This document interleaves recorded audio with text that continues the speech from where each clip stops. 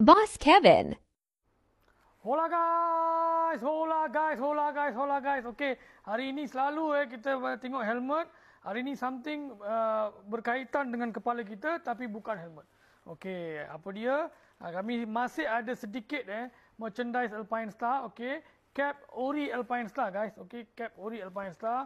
Alright, memang anda boleh tengok dia punya originality. Okey, ori Alpine Star. Ada color ni sajalah, ada dua keping.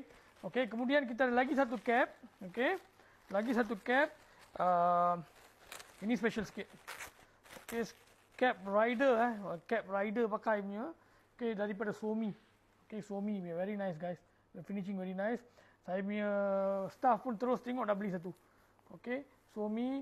Kemudian apa? Okey, apa dia ada 63. Okey, nombor 1. Alright, apa gift free apa lah. Something lah. Okay, Suomi ori ori cap. Alright, memang sangat-sangat menarik kalau anda tengok. Okay, kepada collector cap ke atau siapa yang suka pakai cap. Okay, ini ada dua pilihan. So anda boleh roger kami lah.